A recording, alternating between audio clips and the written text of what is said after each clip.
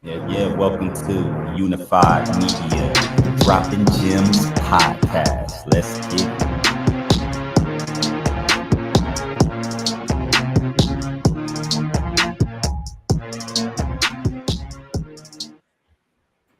Unified Media Dropping Gems podcast, episode 7. We got our host, ONTL Dewan, JL The Truth. Yeah. This topic is going to revolve around the conspiracy of the hidden agenda against human society, who controls the world, the banks and education system like college that were created to keep us in debt. We're going to discuss the controversy of religion as a business, propaganda, and more. I want you to like and share this video to those who will find this information useful. Tune into the show once a week, every Saturday, 8 p.m. Eastern Time, live on YouTube, where we have these raw, uncut, open discussions that can range with insightful and educational information across the board. If you want to be a special guest on the podcast, email us at droppinggemspodcasting@gmail.com with your name, business, industry, IG at, and brief bio. Support the show by subscribing to the channel and hitting the notification bell. The first thing I'm going to do is I'm going to introduce David Icke. David Icke is, let's see if I can find it here. David Icke is an English conspiracy theorist that's been in this particular space since the mid 1990s. He is a former soccer player and sports broadcaster. He has written over 20 books, self-published within this space, and has spoken in more than 25 countries. David Icke is DAVIDICKE. This is Free Speech and Who Controls the World.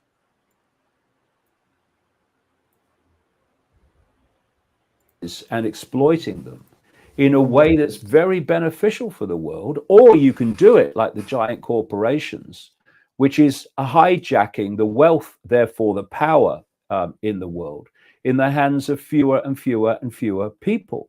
And, you know, one of the things I've been talking about for decades now, and I gave it the name at one point, the Hunger Games Society. It's a structure which you can symbolize as a pyramid, where at the top of the pyramid, you have this 1%. Actually, it's less than 1% at the core. At the bottom of the pyramid, you have the rest of humanity that are not in the 1%. And the 1% of hijacked by this point all the wealth of the world, basically, and therefore they're calling all the shots. And between the controlled masses and the 1% is a merciless police military state to hold that status quo. And when you look at the way society's going, day after day after day, you can see that happening. You've got the police state and the police military state emerging more and more, the surveillance state. That's all part of this middle strata to impose the will of the 1% on the masses of the people. You've got more and more people at other levels of income that are being touched by this austerity. You've now got the so-called middle classes being targeted and finding it harder and harder to financially survive. You've got more and more people falling into the lower strata, more and more homelessness, etc. More and more lower wages. And at the top, you've got this incredible concentration of wealth, thus power, into the hands of fewer and fewer people, to the point now where vast percentages of the world's wealth are actually held by single-digit numbers of people. And this is the Hunger Games Society unfolding. And so, you know, we can look at the pressures on freedom of speech, but entrepreneurs that want to use their skills and use their ingenuity to challenge that Hunger Games structure with freedom and with a greater expansion and distribution of wealth, they're also finding themselves targeted by the system with regulation, and you can't do this and what have you, because anything, whether it's freedom of speech or whether it's entrepreneurs that are doing things that are undermining the emergence of this Hunger Games society pyramid, they're all being targeted. And so it's going to be a challenge to take it on. It is a challenge to take it on. But, you know, what did I just say? 1% or less than 1%. And the 1% can only have the power they have because A, they control the money systems and control governments, but also because that middle strata of the police military state, who are made up of people from the population, police that population to the benefit of the 1%. When they start to realize that actually their families are being affected by this, their children and grandchildren have to live in the world that they're helping to bring in by protecting the 1%'s interest from the interests of the masses, then the whole pyramid will fall. And, you know, I'm more confident than I've ever been that that pyramid will fall, but it won't fall on its own.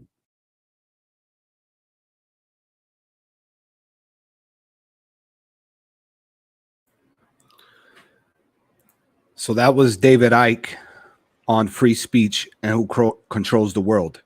I'm going to get into this particular piece right here, and then we're going to dissect everything with my brethren, Ak, ONTL Dewan. It says here, the Bankers Bank, since 1913, politicians and media have treated the Federal Reserve Bank as a kind of untouchable, off-limits semi-god. No one except certified crackpots and crooks criticize the feds. Conventional wisdom dictates that anyone who attacks the Federal Reserve System is doomed, and congregational investigation of the Fed will result in economic chaos and disastrous plunge in the stock market. Recently, this is probably the time when he was president. Recently, President Clinton got to appoint Alan Blinder to a seat on the 7-member Board of Governors. Blinder launched into criticism of Fed actions. Interest rates are too high and deferred from the policy laid down by Chairman Alan Greenspan. Poor Blinder was blindsided by the establishment press and no doubt received advice to keep quiet, because since this initial speech, Blinder has repeatedly stated that there is no difference between himself and Chairman Greenspan and refuses to go beyond this curious mea culpa. There is a vast misconception that the Fed, the president, and the Congress have very little, if any, influence on policy. The Congress handed over all monetary powers to the Fed in 1913. The Fed is a private bank owned by banks and pays dividends on its shares owned by banks. The Fed is a private banker's bank. The Federal Reserve conspiracy, yet Fed policy, not government policy, is the dominant factor in economic growth. The Fed can create jobs by loosening credit. The government talks a lot about creating jobs, but in fact can only create I'm trying to pronounce bureaucratic. Man, this word. Is it bureaucracy or bureaucratic? Yeah, bureaucracies. Thank you. Which welcome. restrict, I appreciate it. Which restrict rather than promote enterprise. The private sector creates productive jobs, and the private sector is heavily dependent on Fed policy to do this. The Congress has never investigated the Fed and is highly unlikely to do so. No one sees Fed accounts. They are not audited. No balance sheets are issued. No one ever criticizes the Fed and survives. While all the secrecy and caution, simply because the Fed has a legal monopoly of money granted by Congress in 1913, proceedings that are unconstitutional and fraudulent. Most of Congress has no idea of the contents of the Federal Reserve Bill signed by President Woodrow Wilson, who was in debt to Wall Street. The Federal Reserve has the power to create money. This money is fiction, created out of nothing. This can be money in the form of created credit through the discount window at which other banks borrow at the discount rate of interest, or can be by notes printed by the Treasury and sold to the Fed and paid for by the Fed created funds. In brief, this private group of bankers has a money machine monopoly. This monopoly is uncontrolled by anyone and is guaranteed profit. Further, the monopoly doesn't have to answer the questions or produce books or file annual statements. It is an unrestricted money monopoly. This book explains how money monopoly came about. Obviously, Congress and the general public were misled and lied to when the Federal Reserve Bank was in discussion. Why the money monopoly has continued is that the public is lazy, and so long as their individual world is reasonably fulfilling, has no reason to question Fed actions. 2, the bankers bank, even if they do, they will find few books that will surface the real facts. Academics are another word that's not quite in my vocabulary, but people who are highly educated, let's just put it like that, are too interested in protecting the Fed monopoly. An academic book criticizing the Fed will never find a publisher, and the economic author would probably find Tenor denied. This is the first book. Tenor, thank you. Tenor denied. This is the first book that details hour by hour the events that led up to passage of the Federal Reserve Act of 1913 and the many decades of work and secret planning that private bankers had invested to obtain their money monopoly. Let's break that down, brother. There's a lot there. There's a lot there. There is a lot. I'm a little dark, so let me put some light on me real quick. There we go. So apparently, President Woodrow Wilson in 1913 was in debt to Wall Street, and because he was in debt to Wall Street, he decided to pass this bill that pretty much led the Federal Reserve in, and it's been that ever since. I mean, if you look at the bills, it says a Federal Reserve note, don't it? Mm-hmm. It's a reserve note. It's not even a real form of currency, so it's a piece of paper that they put together that just says, I'm worth this value because this is what I say it's worth. When in reality, it's a piece of paper that ain't worth nothing. It's the value they want to put on it. So that's scary. That's it scary. is, because that's the system we are. And then here it is, the Fed, you pay federal taxes. Which I hear there's nothing in the Constitution that even states that we need to pay federal taxes. That's another angle. It's scary. That's wicked. Yep. That's wicked. And the simple fact that, oh my, sorry about the loud noise. You're fine, brother. No, this real life right here. You know what I'm saying? We live and direct, uncut. Man, I mean, no edits. Nah, not at all. Because this is what it is. And right. That was a lot of information, bro. It still got me scratching, even though I know a lot of it has to do with, you know what I'm saying, wanting to have some sort of control, right. You know, and to be in debt, and that there's no real value with that. So the fact that that's the banker's bank. Yeah. So you're talking about all other banks go to the Federal Reserve that's being controlled by whoever it is behind these closed doors.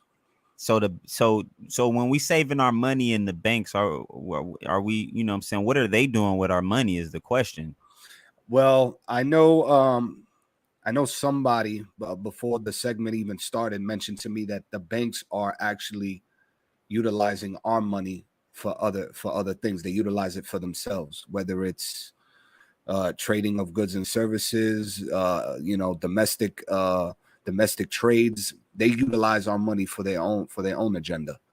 So that's why we only see a digital number. And once that digital number is in place, our physical dollar gets moved around.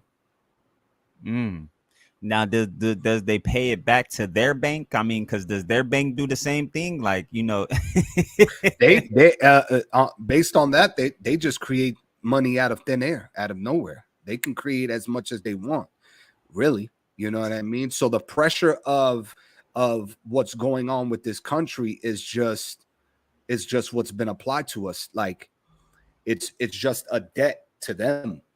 You know what I mean? And I'm hearing that what I hear is that because the United States is quote unquote a corporation and they're in debt to the Federal Reserve, right? The reason why they tax us is to slowly pay back that debt. You know, so it's like me taking a loan out on your name, and you paying for it. Wow. And so, but then if their bank is the ones that's creating the money, right? That means, so why is it that we have poor people is the question. You get what I mean? Like if they can create money out of thin air, like that don't make sense to me. They want to create a pyramid system. They want to create the perception of rich and poor. This is why people fight for the dollar. This is why people fight for the perception of the value. You know what I mean? If you got people, if you have millionaires or thousandaires, millionaires, billionaires, right?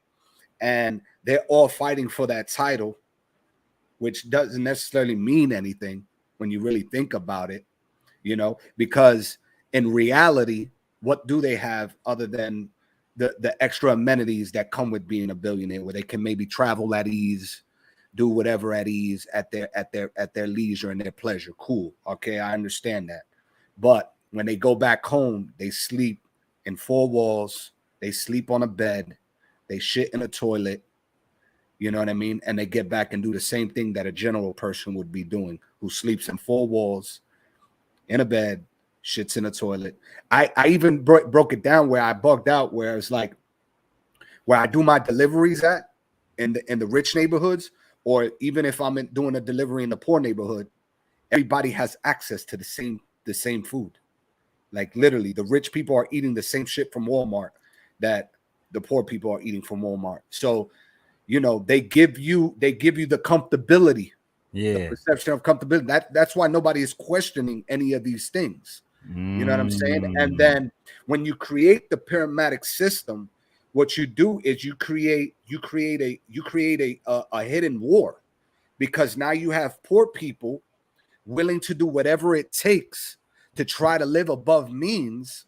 So they what they end up doing, they end up selling drugs, they end up doing drugs, or they end up stealing, or they end up, you know, killing somebody, or committing crime, which leads them to go back to a prison, which who knows that when they go into prison, now the ones that control prison, they might have some involvement of shares in prison, because money moves through prison too.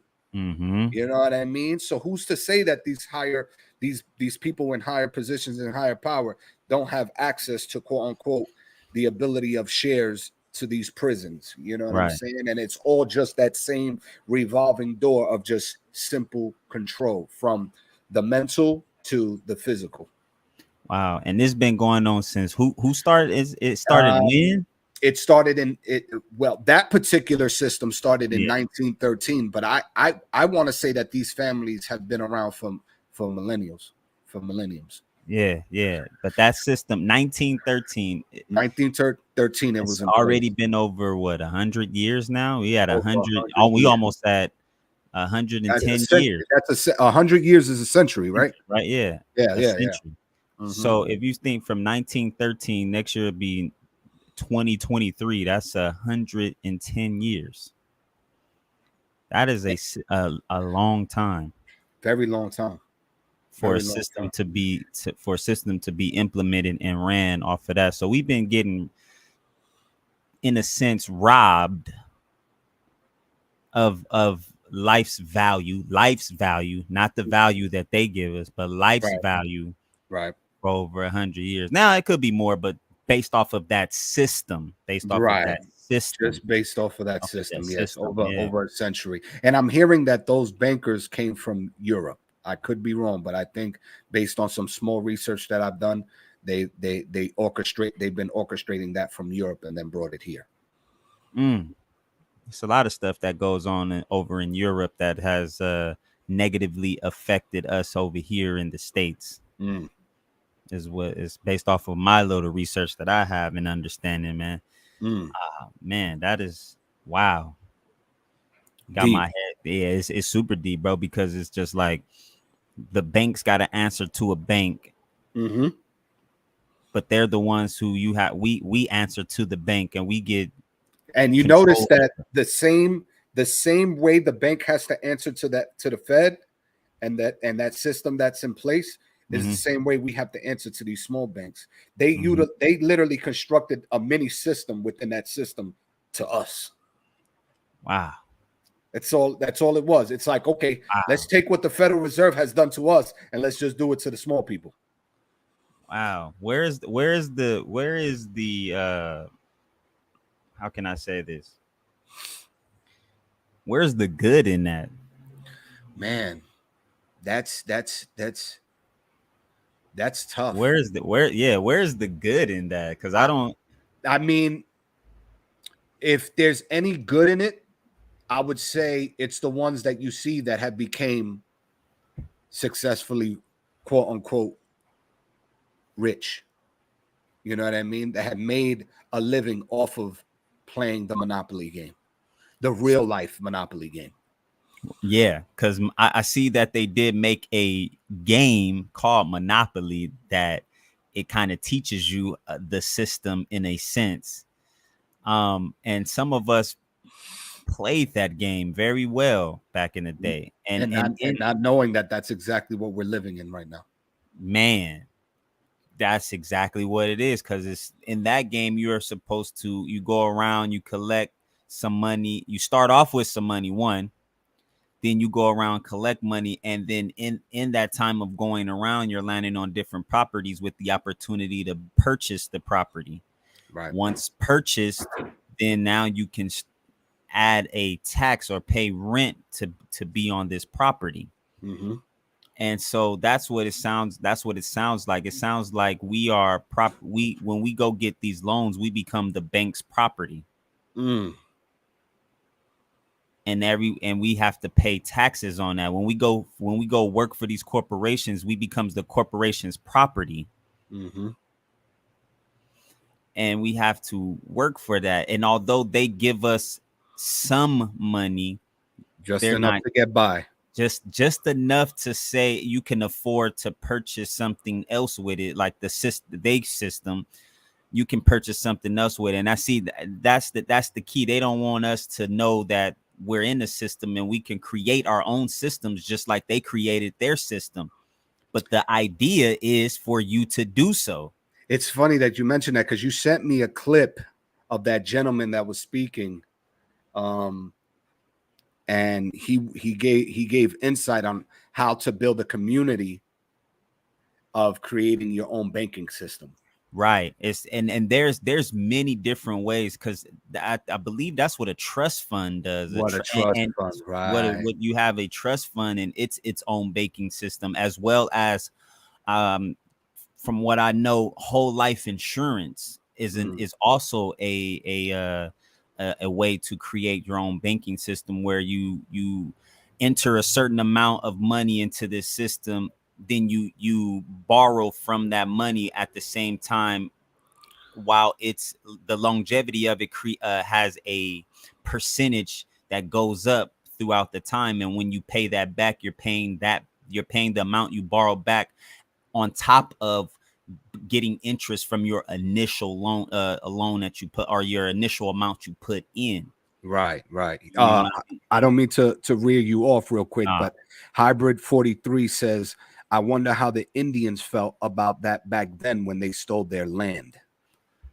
And I'm hearing that was West. They call them Westerners, right? Or Westerners that came in from Europe.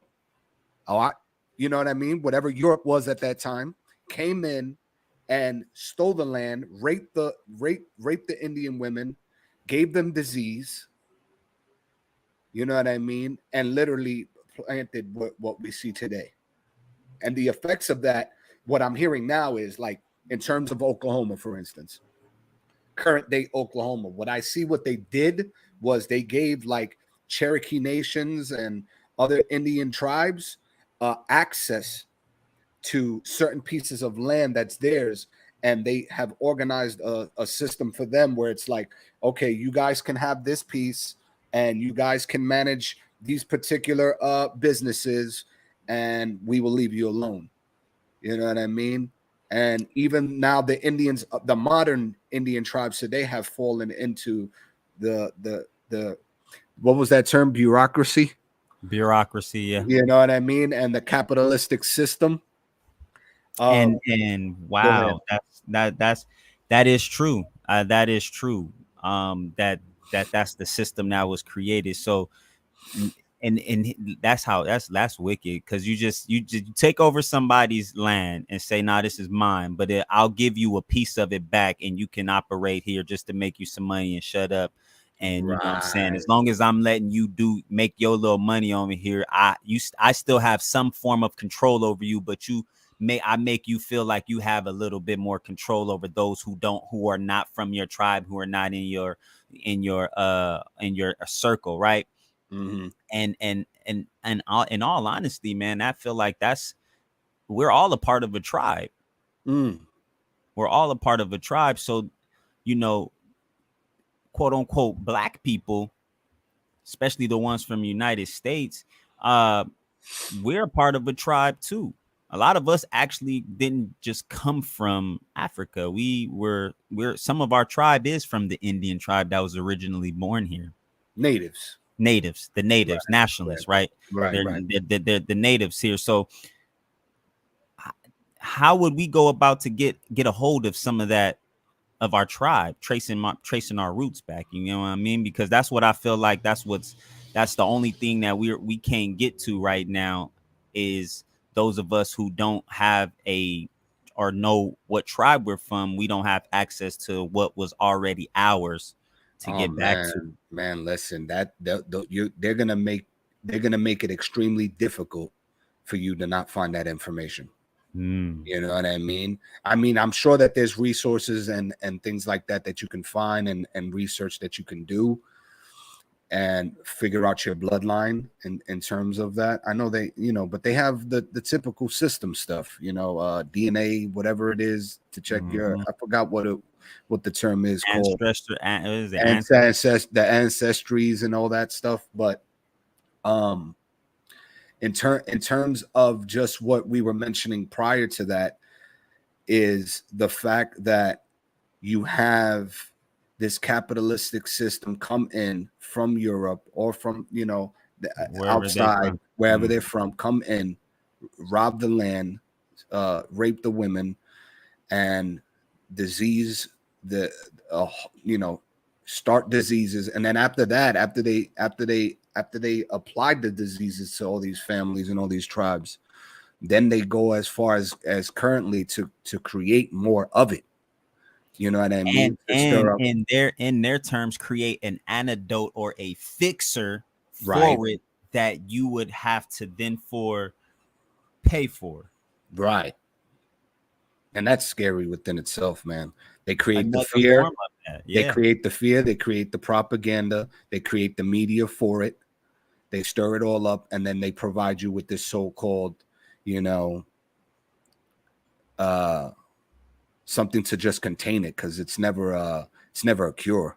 It's just something to contain, which quote unquote may not even be containable. They can be properly given it to you through the injection. And that's how I felt about, in terms of COVID. And I felt like everybody that was injecting themselves were getting it, right. We're actually being given it.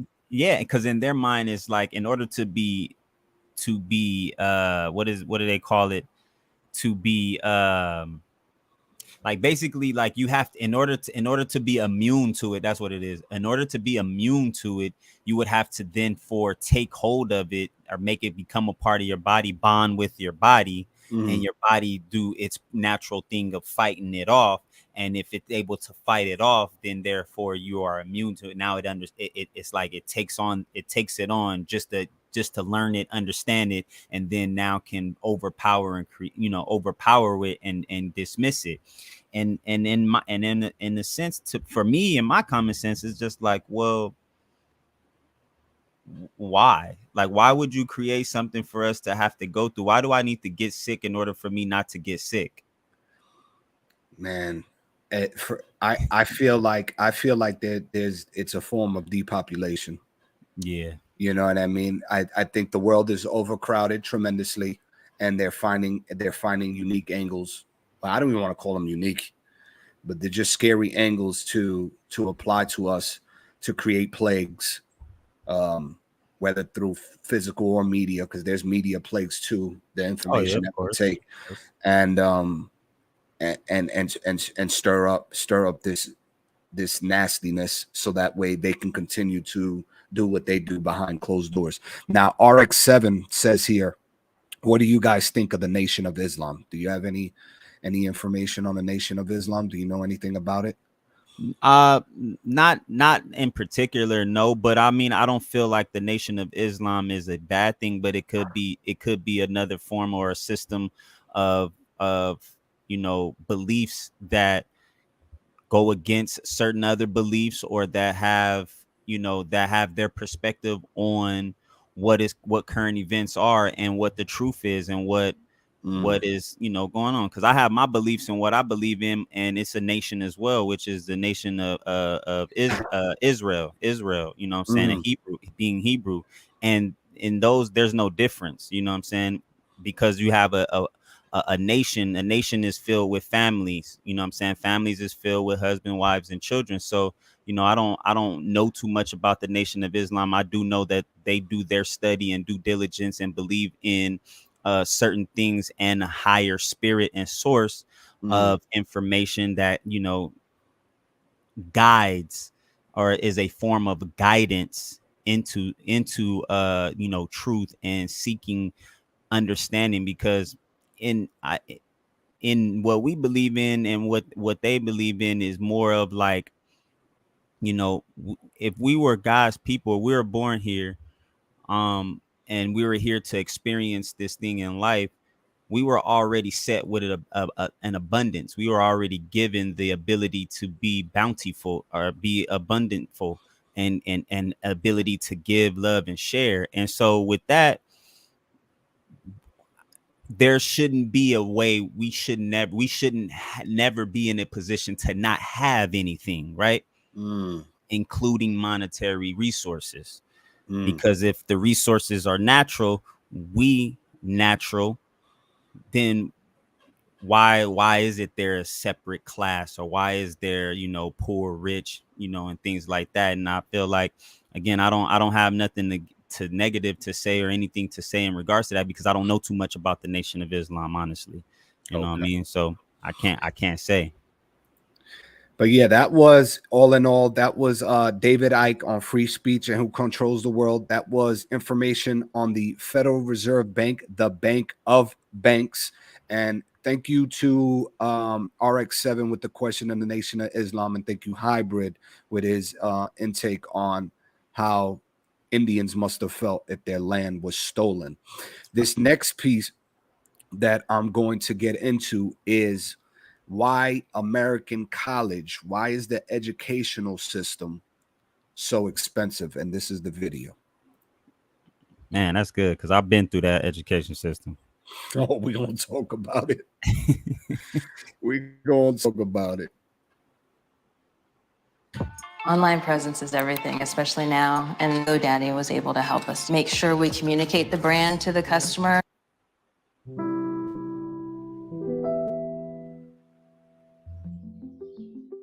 Here's a story you might not have heard.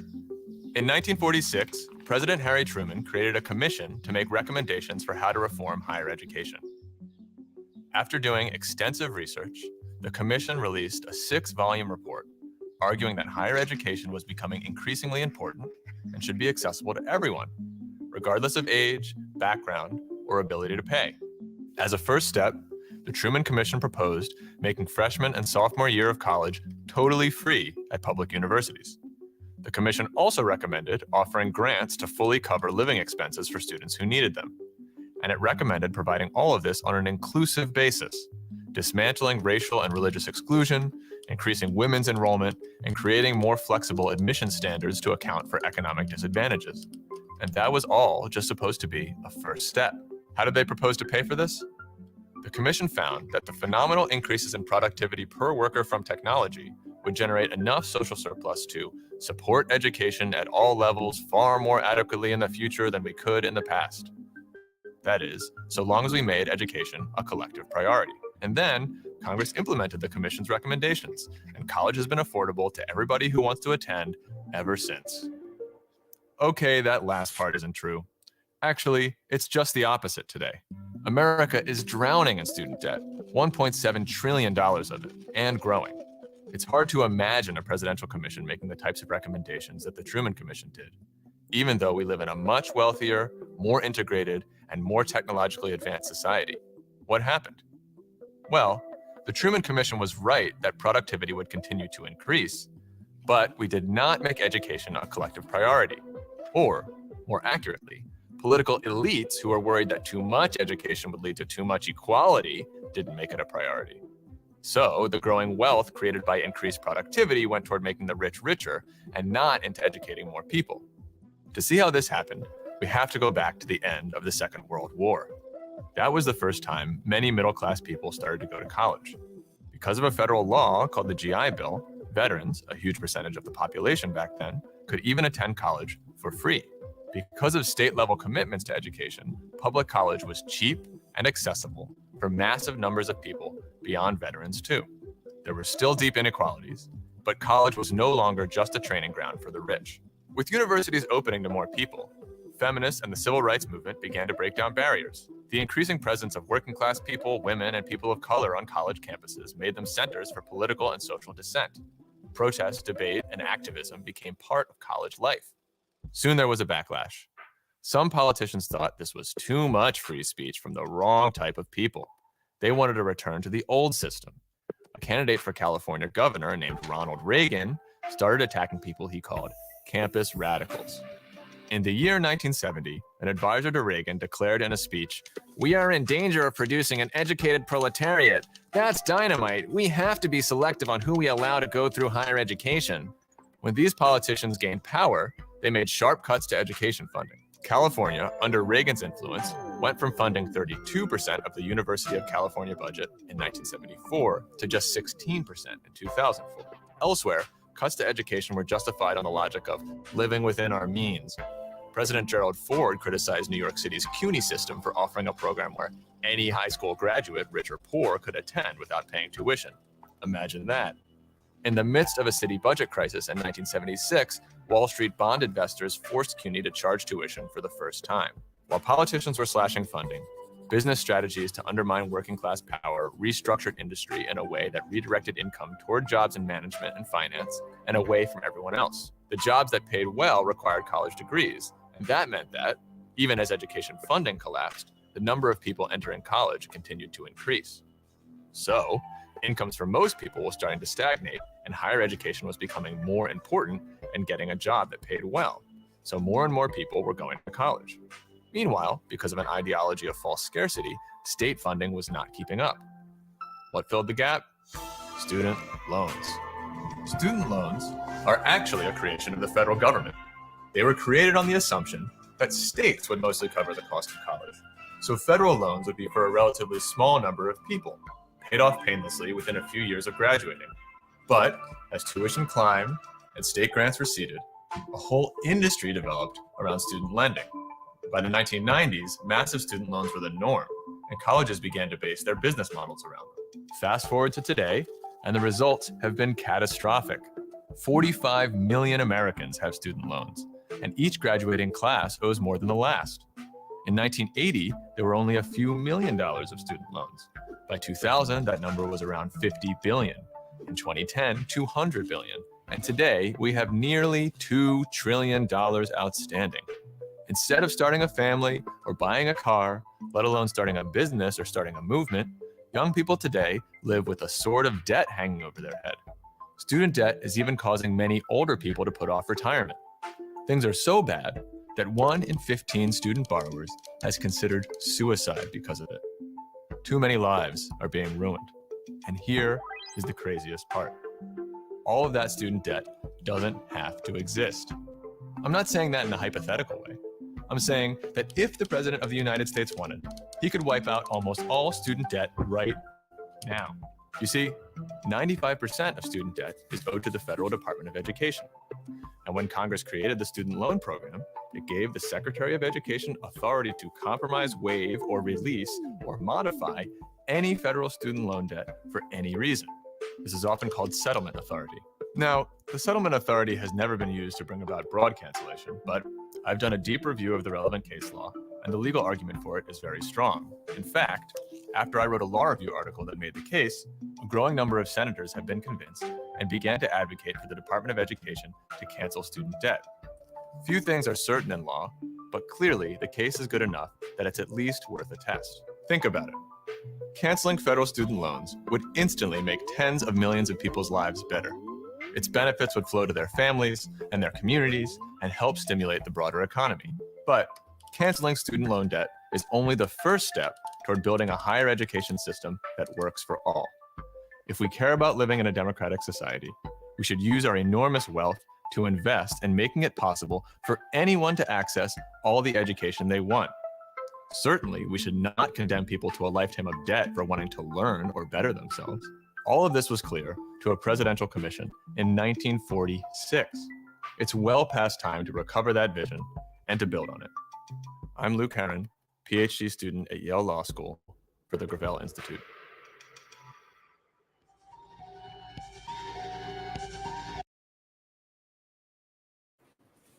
Wow. Hold on before we get into it. The human population has almost completely changed to the workforce state of mind, aka slavery. We all now just settle for being slave to another man's dream. If only 1% of the people have true freedom, then our entire population consists of slaves. The difference between now and the 1800s, when slaves were common, is that we think we're free, when in reality, we've been fooled. We even call our bosses boss man. They pay us just enough to get by in order so we can return to work the next day by knowing if we don't show up, we'll go hungry, go homeless. We couldn't survive more than a few weeks at best. But wait, what changed? We were always like this. America's education system is dumbing down the mass population.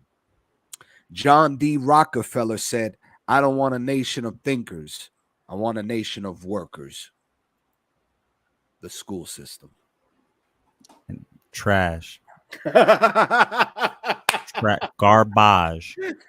Why you don't want thinkers? Because people who think, who have the ability to be able to question something, then it's a person who seeks truth. And if you're a person who don't want truth, you want to be entertained by lies, then that's where you get create a system where you dumb down a person's ability to think or critically think past what is considered accepted or to be accepted. You want to bug out? Think of grammar school. Think of the color of the walls in grammar school. Think of when you're in grammar school, they tell you to get on the line. Think of when you go eat lunch when you were in grammar school, how they have you in line and they have you with the trays. Now think of prison. Same exact concept. Same exact concept. Same. Setting you up. They're setting you up for the system. Like literally. You know, be what you're told. Go through school. Work. Go through college. Not knowing that you're going to be in a shit ton of debt, which that video just mentioned. People are thinking about suicide, killing themselves. They have no ability to figure out. They're working their ass off 2 to 5 jobs trying to pay back money that don't even need to be paid back. Like, why be penalized for wanting to learn more and wanting to do more to be of service for more people? This is why I advocate entrepreneurship. This is why I advocate self-education. This is why I advocate reading books. This is why I say go through YouTube, pick up a skill, learn a skill. You can learn everything on YouTube. You can learn everything in a book. You can be on hands, because the system will break you down. Look, I got an example right here. So I've been through the school system. Me and the school system had Have a interesting, relationship. yeah, we had an interesting relationship, and that's for going up from grade school all the way up into quote unquote college trade schools, right? Mhm. I've never been a person that always enjoyed school. And it's not that I didn't enjoy it, it's I knew the system was effed up. Mm. I was one of those kids where to the school system, I was a failure. I only got D, C's, D's. I was average, right? But it wasn't that I was average or I wasn't smart enough. Is I didn't do work that I felt was unnecessary to me, right? I didn't want to do work that I felt I didn't get nothing out of. Like I got to the highest level of math that I was able to get to in their terms was pre-calculus, right? Mm. Never in my life am I ever using calculus or calculus type of formulas in any of my endeavors that I have in life. Right. At 16, I already knew I wanted to be a person that wanted to stand in front of people and teach people perspective and give people the ability to see different other things, because everything we see in front of us ain't always what it seems, right? Mm. But even still, here it is. I graduated from UEI College earlier this year in 2022, in February 2022, with the understanding, just like the school, just like the video said, to get a position at a company to be able to gain gain more skill sets, and then make myself more entrepreneurial after, which is HVAC. That's a trade, right? That's a skill set that is going to be needed forever due to life. Well, that system charges you intuition. And here it is, they loaned me quote unquote $20,000 to go learn this skill, right? Which I honestly didn't even need to go pay $20,000. I have a grandfather who's a general contractor who'd been doing construction work for himself for over the last 40 something years, right? But that was me going to educate myself in that field. And because if you want to get a job within that field, you need to provide that form of education. That proof to say, hey, I've been through this training and here it is, I'm coachable to this system, right? Oh man, the way they do that shit. So the idea of the school is to, once you graduate or in your time before you graduate, is to get you hooked up into a job or get you hooked up with a company. The school's rep within, this is what I find funny about it, is the school has a bad rep with the companies, because the students who then graduate go work for these companies and are under the false tense that they are going to get paid this amount of money to be able to sustain themselves and their family and to pay their debt off 6 months after being hired, right? 6 months to whatever time they need to pay their debt off higher, because this field of work is an in-demand field of work.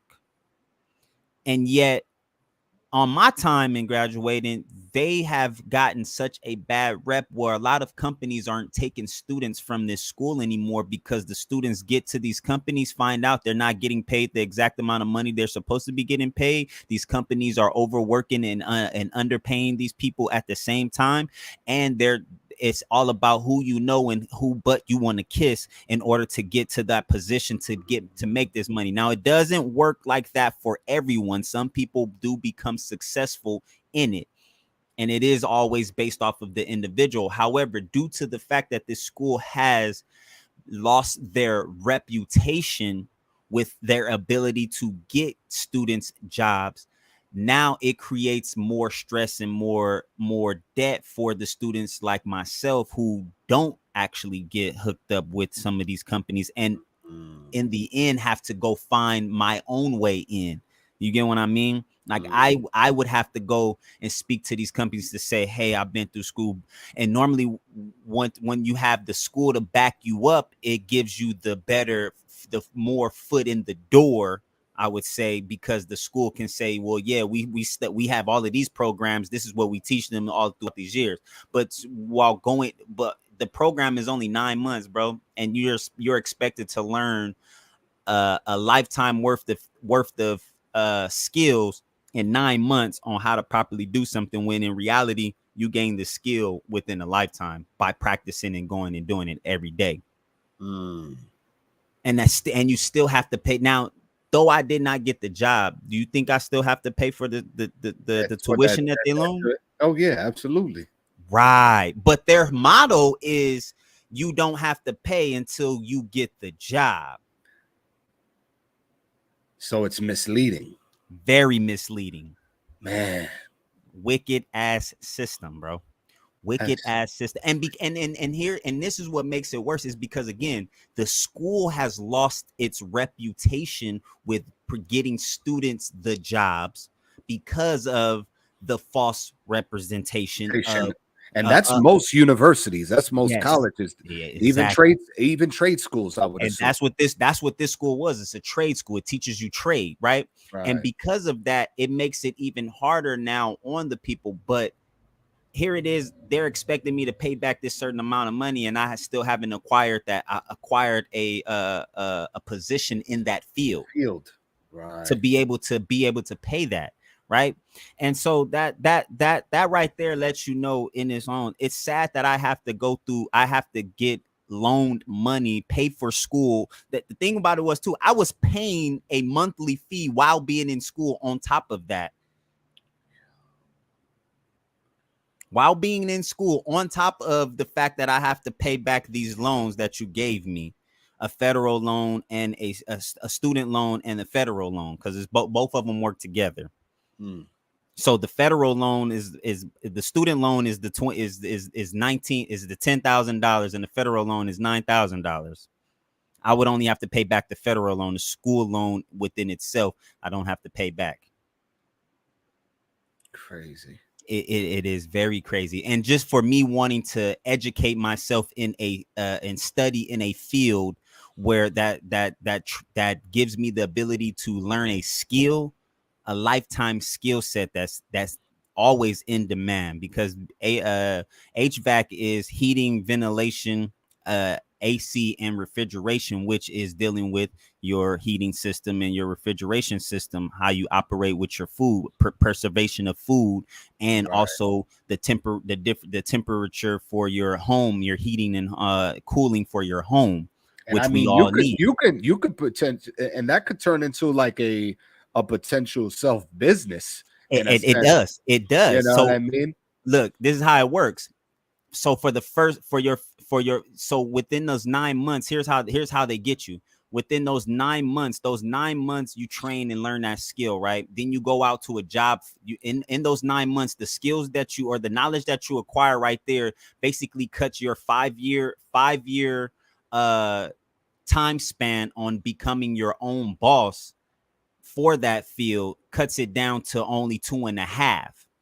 Because you spend 9 months in there and learn 2.5 years worth of skill. Then you go out to a company and go work another 2.5 years worth of skill. Then you're able to take a test. And on this test, this gives you the ability to become a foreman. And the foreman is the highest person that understands and with the most skill set on the job. And then once you become the foreman, you have your license to say, hey, I am a licensed, trained, and certified HVAC technician and also business owner. I can own my own business. Now I can put somebody else in position to work for me under me.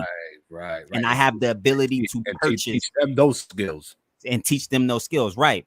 But at the end of the day, I feel like with those type of positions, and if companies are made, you should be able to go work entry level at any company and start working there and getting in the skill and work your way up anyway to become that. If not, why go to school to pay all of this to just go do the same thing when you go to school and you still, after you graduate out of school, you still have to go work for another company, get paid the bare minimum as entry level, because you're not going to get paid for what you're experienced, what you're going to get paid at entry level because you just graduated from school.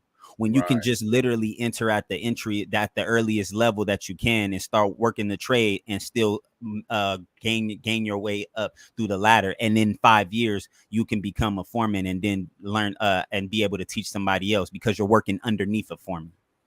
And what's crazy, it sounds almost like the pitch that most companies you hear pitch. It's like, you know, and it can come from any direction. It can come from an educational standpoint of a school or tech or some kind of trade school, tech school, college, university, etc. And then when you look at it in terms of a company, when they pitch you the idea of, hey, I can make you rich in 5 years and cut this down if you do this, if you follow this pattern, if you follow these set of skills or these, you know, unique angles and things like that. You know, it's extremely misleading in all forms and fashion, because just because it may have worked for me doesn't necessarily mean that it worked for the next person. It won't. You know, don't always work for that. You know, because everybody takes their skill set and they might be in a different area, you know, that works well for that skill set, that has more opportunity. You know, another state, for instance, you know what I'm saying? So it's like it's so difficult to not question and look at these things from a critical in a critical way. Exactly. You know what I'm saying? Because you're living proof of it. And then I'm sure you have family members and peers and colleagues and friends that have been in this sort of system.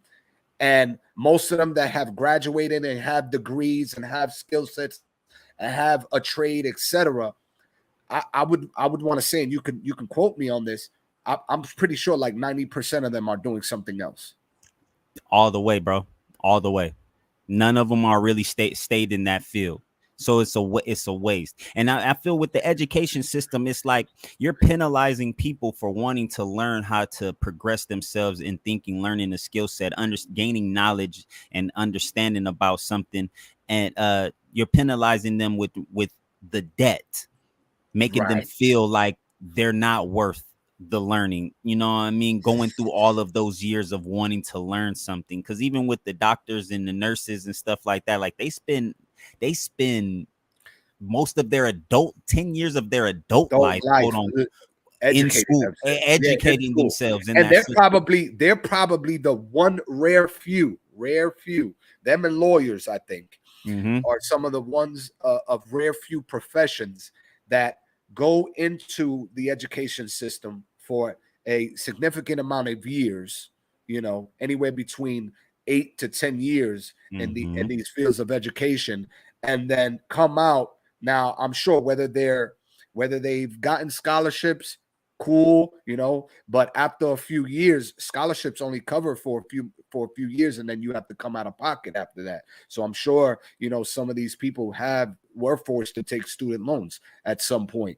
So they're the only ones that come out of it, get into their field, and then have the significant amount of money to be able to pay it back, because because the skill is so highly, you know what I mean? The bracket for it. The bracket for it is paid. They pay you well for it. But even still, if we're gonna go through that amount of school, why within that school system I can't come out, start my business, and start my practice at the same time? I go through that amount. You want me to pay you? You're paying me to go work for somebody else, when in reality, I'm paying you to tell me that I can go work for somebody else, when in reality, me gaining all of that skill and knowledge, I can just set up a business and work for myself. Man, and imagine the economy, how different it would be, where if you picked up these skill sets, garnered this education at a fraction of the price, you know, super affordable, let's just say, you know what I mean, and then somehow come out and loan you the money to start your business.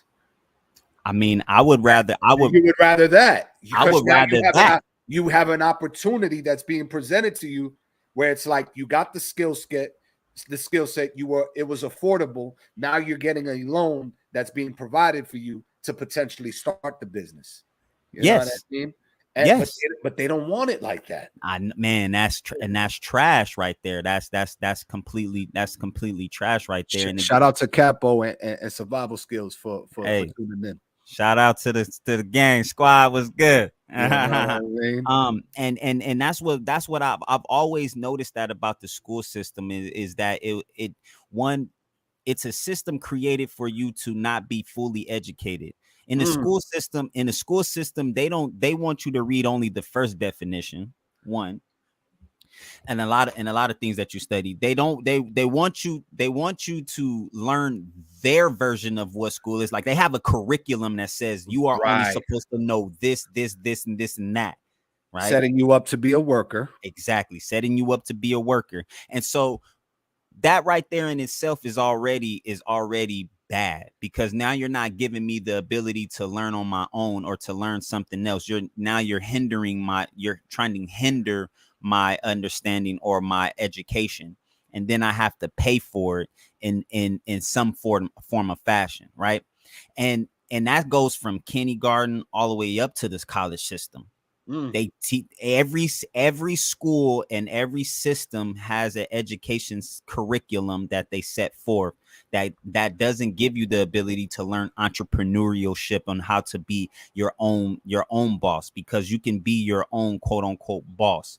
How to teach you great financial literacy. How to teach you financial literacy, managing your money, time management, and all of those key things that you can utilize to be a business to business type of person. So me and you, if we're both entrepreneurs, we can work together in a business and be successful together, even though we're individually our own businesses and entities, right? Yeah, absolutely. They don't teach that. They don't want you to learn that. They don't want you to get that, especially for the quote unquote poor, those who can't afford it. So that's why they make it higher. And with in the video, it stated like this is set up so you don't get to that level, because they don't want too many people to, that's too much education for too many people. Now we got to take some of that away. And how we do that, we start charging them more to come learn more. When in reality, if you notice, the libraries, you used to be able to go to the library and get and go read books and stay in the library forever, right? And the libraries had everything you needed to learn up in there,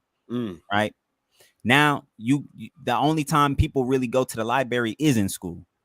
Nobody goes to public libraries like that. Yeah, because they're so consumed on the phone, so consumed to the phone. They're not picking up their books. They're not self-educating themselves.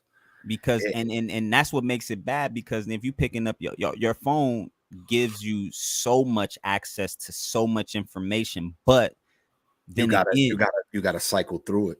Then again, you have people inputting their perspective of what they halfway learned on the internet as well, rather than going to go read full books of perspective of other people or other things. Because there's people who wrote books based off of their experiences and what they've learned and what they've acquired, and can teach you something, but you can grab your own understanding from as you read, right? But it's more entertaining to go look. It's more entertaining when you look at it through your phone or through a movie versus going to go read the true story. And public libraries, man, you get a free library card, bro. I'm gonna have to get one. Man, me too.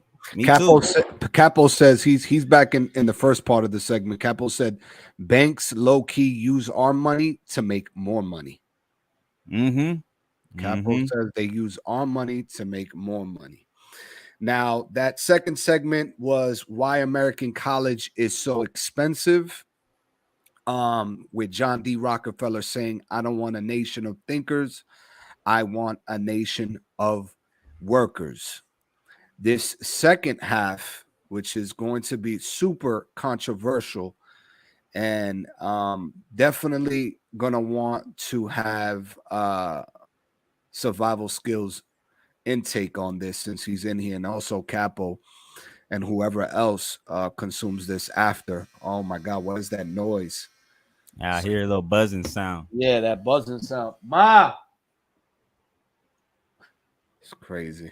Hey. Excuse me. for the It's all disruption. good, man. Hey, I got an open window with traffic driving by, so we live, raw, and uncut, man. This is crazy. This is crazy. But yeah, okay. So this third segment is religion as a business model for fear and control. Here we go. Definitely controversial.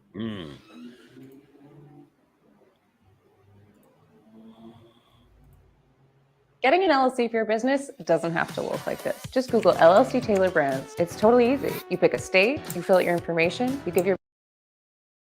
Religion to me is, and this is my perspective only, this perspective is probably going to irritate a lot of people who are very into the religions. Religion for me has always been, I guess, a fear and control structure with a lot of shame and greed thrown in there. In my opinion, religion is the longest running and most successful business model out there.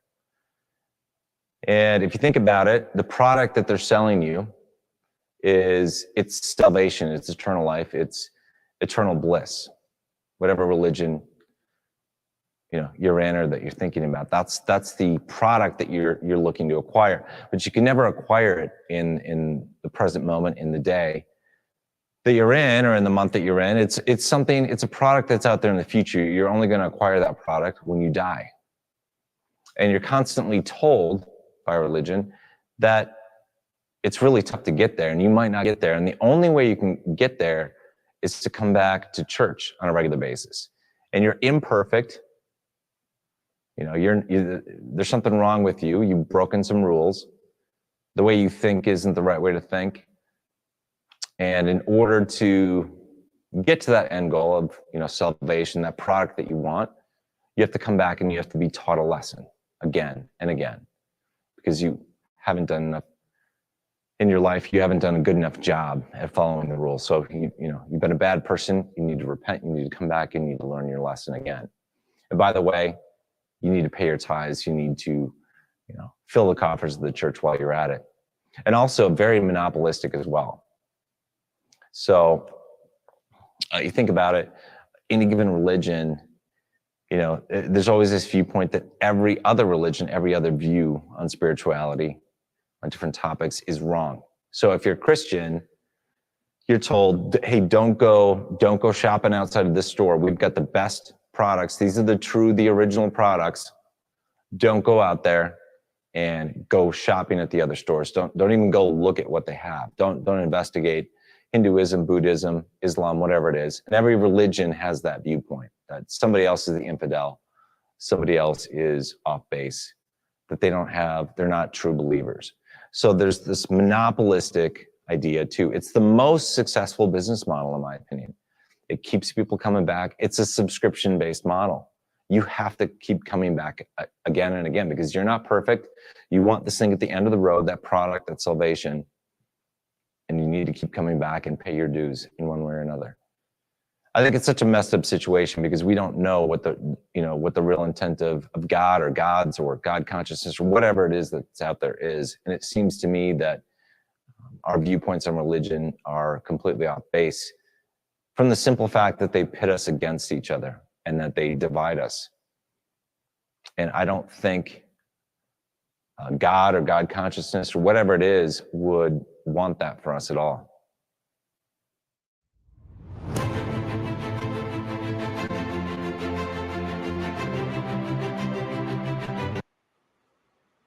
I love having an open mind. I love, because that's basically what he was saying.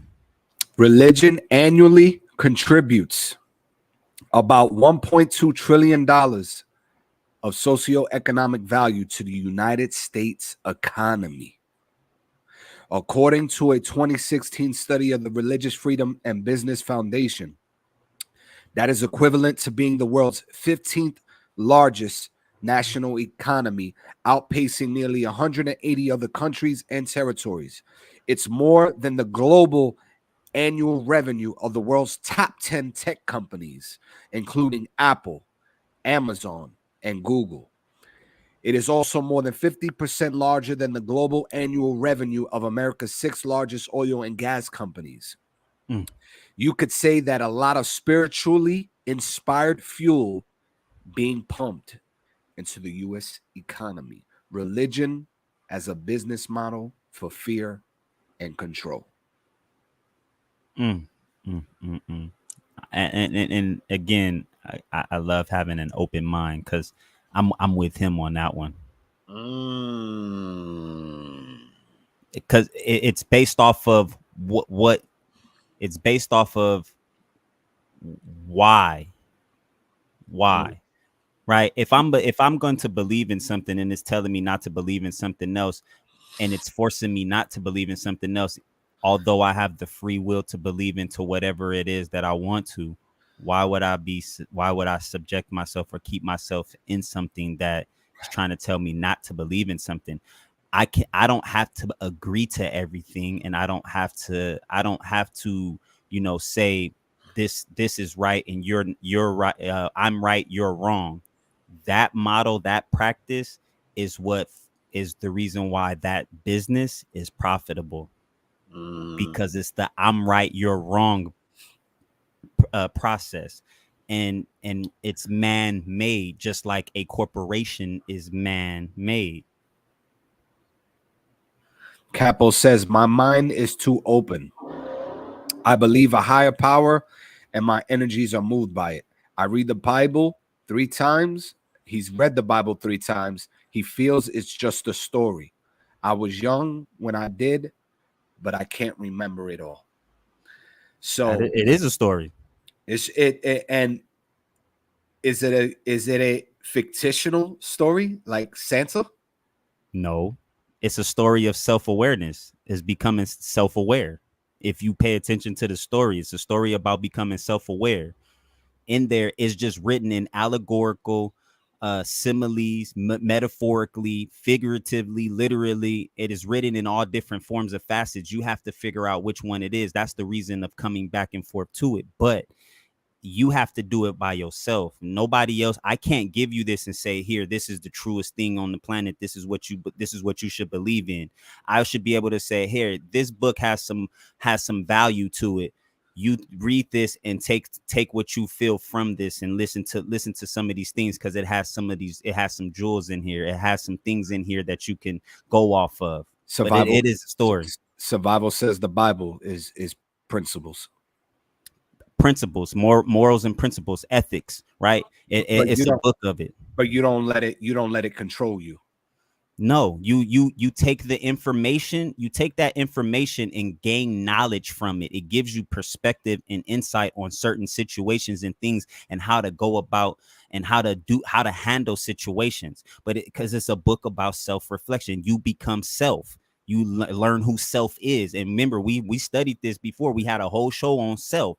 When you understand self, and when you go back and study the language, ELL is God, which is power. You look at that book as a form of power. It gives you the power to understand things, the knowledge, the wisdom and understanding of something. That gives you, that's the power. That's the true power.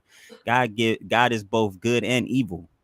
Have you seen in forms growing up, looking in hindsight, have you seen in forms of what the gentleman was talking about, where it has taken control over people on a subscription base, where they come back to the church? I used to go to church, bro. I used to go to church. And as a kid, honestly, I can say as a kid, I never connected to anything in church because it looked like a big ass play and entertainment thing to me. Wow, that's deep. It is. I never fully connected, because the only thing I seen in there was people singing as what they call praises, giving praises. Oh shit, that's how true Yeah. it is. I'm going to the conversation that I left the top on. I see it, man. You know what I'm saying? Hey, you gotta take the top off, man. Keep that mind open. No, so but you seen church as almost like a form of entertainment. Right. A play.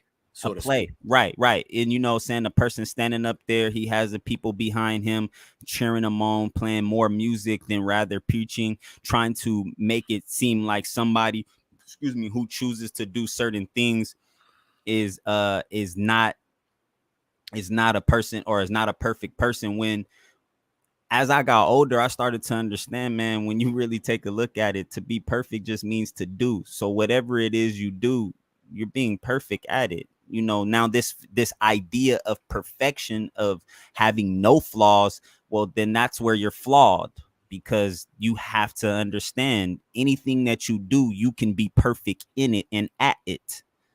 Right. So that's what I knew that as a kid. I knew that as a kid, bro. It never was something. I only used to go there, bro. I used to go to sleep in there. Me and my siblings could tell you, bro, we used to go to sleep up in there. And the only time we really wanted to go to church was because our parents wanted, you know what I'm saying? They were stuck in that. That's what they grew up on. That's what they were involved in. That's what they were subscribed to. Are your parents still subscribed to the idea of it? No. They go when they want to.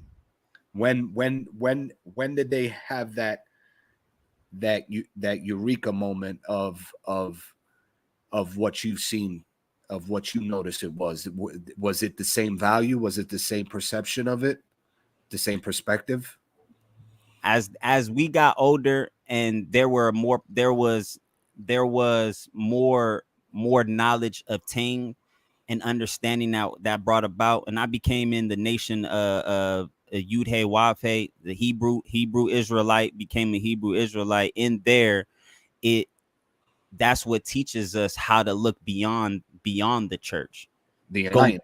Being enlightened, and you're only enlightened in there. It doesn't even teach you to go and be subscribed to something. It just gives you the information, and you take from that information. And if that information is serving you to that purpose and that degree, then you continue to educate yourself in that manner. You continue to do study. Like there's a scripture in there that says, 2 Timothy 2:15 says, study to show yourself approved for rightly dividing the word of truth. Right. So in order for you to understand certain things, you have to be a person who know how to decipher and discern between what's true and what's not. And the only way you do that is a form of studying, which is seeking all of the facts about a subject, and then going out to you and returning it back into its truest nature, which is the creation.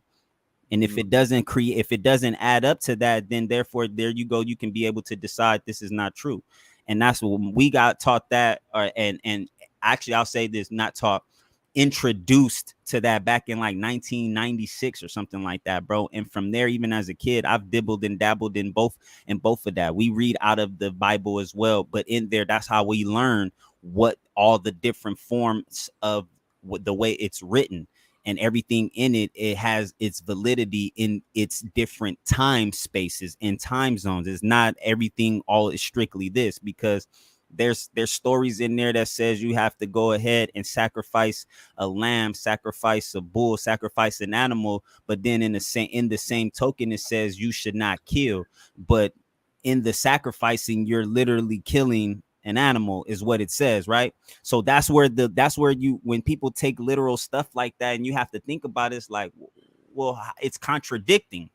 It'll be, you would look at it as a contradicting concept, because it's telling me I shouldn't kill, but then it's telling me here that I should go ahead and sacrifice this, and in the form of sacrifices, meaning kill off, deprive something, right? So that's why I say I love the fact that I have an open mind, and I agree to what he is saying, because it can be utilized as that. If I'm a person that's getting paid to tell you that this is what's real, this is what's not real, and you should only follow this, and if you go ahead and follow that or do something like that, then you're not real, you're not true, you're not of God. When there's a scripture in there that basically says, I create the light, I create the dark, and I form the light. I do good and I do evil. So how is it, you know what I'm saying? I feel like people find comfort in just the idea of going, and just the community, the energy that comes from that space.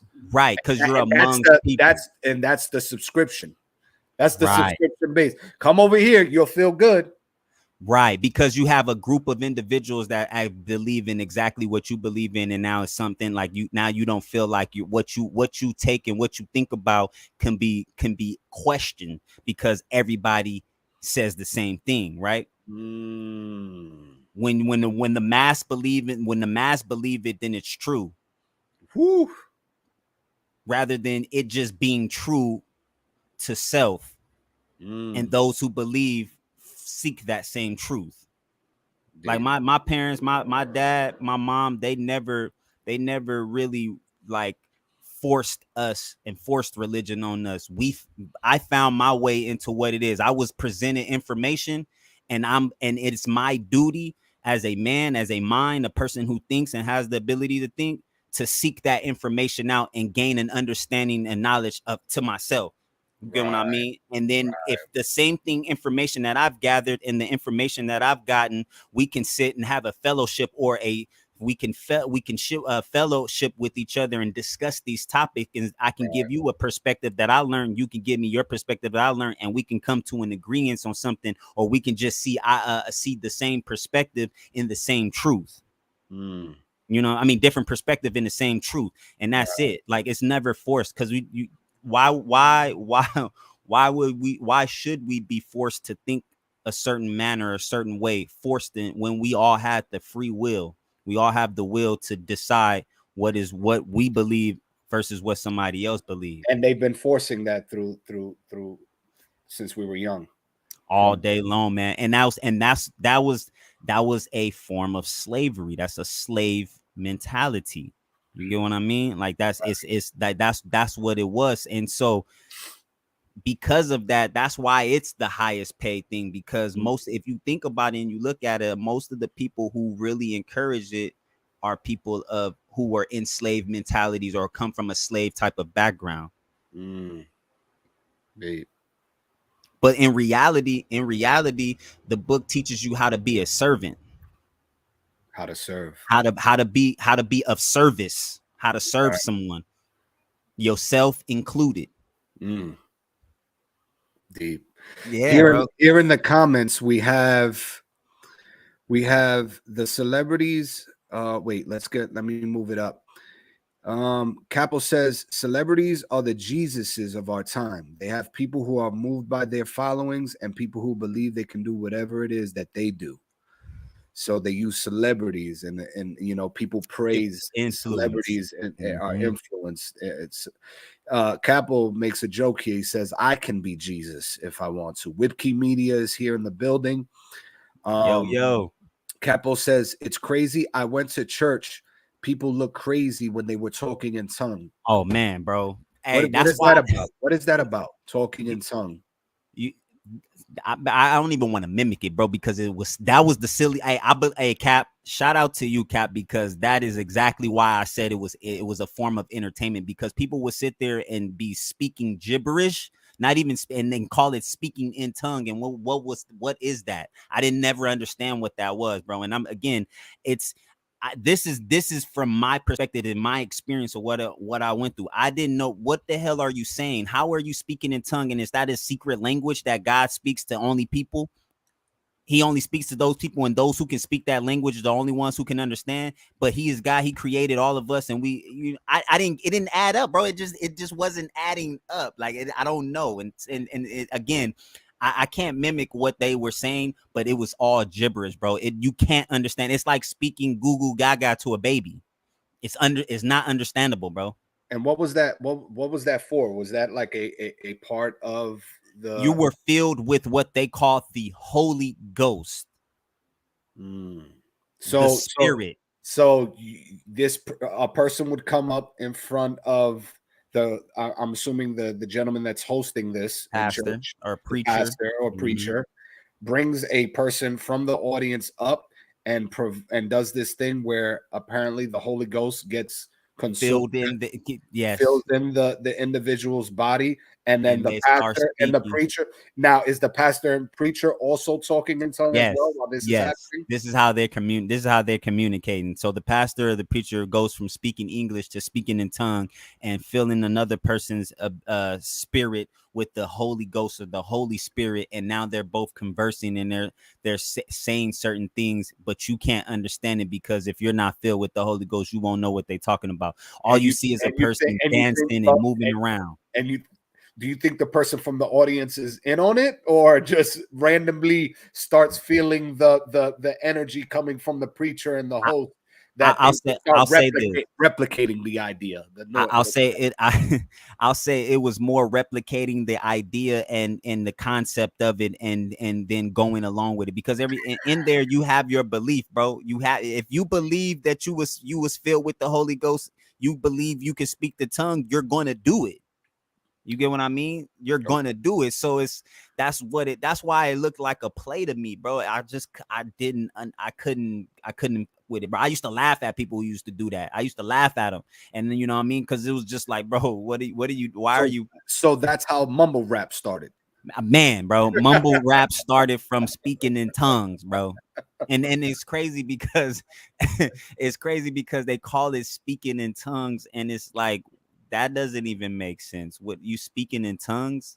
Like, what do you mean by that? You know what I mean? Like, what tongue are you? Because if you're speaking in tongues, you're saying you're speaking in all languages.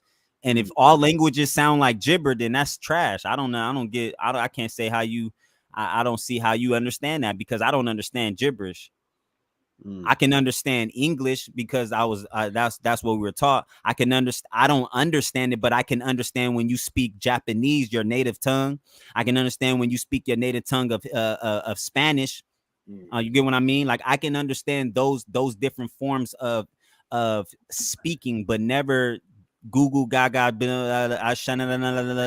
I don't. What are you saying? Crazy. You know what I mean? Shout out to Whipkey Meat. He say I sound like Bruce Lee. Hey, man, Bruce Lee just was tapped in. He was a tapped in individual. He way ahead of his time. Exactly. He was definitely dropping gems. Oh man, of course, man. He was definitely dropping. And again, I'm not like against anybody who believes or goes to that, because if you find solitude in going and getting an education from that, that's fine. But understand what it is that you're getting. Don't go because someone else is telling you to. Go because the value you find out of it and what you hear from it.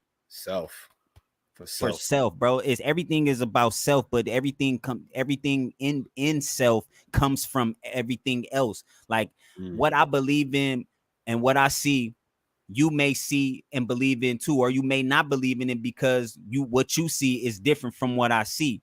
But I can't be mad at you for seeing something different because you have a different eye on it.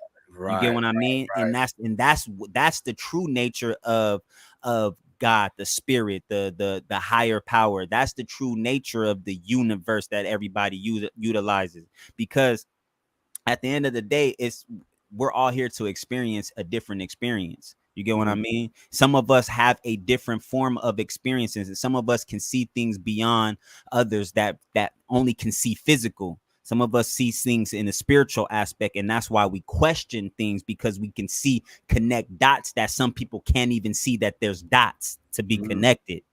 Talk about it. That was religion as a business model for fear and control. That religion annually contributes about $1.2 trillion of socioeconomic value. Now, before we end that too, just with you utilizing that numbers, the church is bringing that much amount of money, right? Woo! But who really profits from all of that brings in? Because I see a lot of people who've been into church live in all of the poorest places except for the person giving the sermon. See, and you got to wonder if there's an agenda behind that. Oh, it is. Where the individual is well aware of that.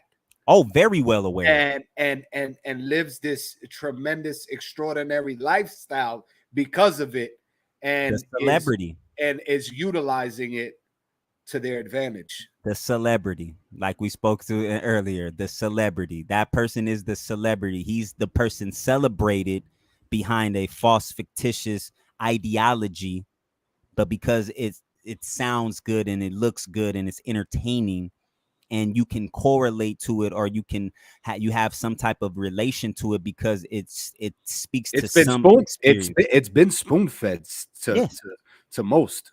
It's been all spoon-fed. day long, bro. Like I said, I've been there. I've been there since a youngin, and at the age of 10, 11 years old, I believe it was 9 You actually. started already waking up to the BS. Man, bro, it started. It's eyes open, like, yo, this is this ain't it. This ain't it, bro. This looks like a movie. This is Yo, too funny, hilarious. This is crazy, man. It's crazy. This next segment is the Bilderberg Group. What to know about the secret meetings and the times that they have, where the most secretive club in America, the meeting of the place within the rich and powerful. There is something called the owl statue, the statue of Kanite, God Malik. When conspiracy theorists talk about the Bohemian Grove and the ritual sacrifices worshiping ancient gods that were going on there, that were made fun of until it was actually exposed, then they kind of narrate it and turn it into a boys club for just the rich and powerful to let off some steam. So these things were happening in like this Bohemian Grove, the Builder Group, etc., where the rich and powerful were having these sacrifices. But the way it's about to be narrated, it's kind of just like a hangout. They try to deter you from the idea of it really being utilized for sacrifices. So this is the most secretive club, the meeting place of the rich and powerful.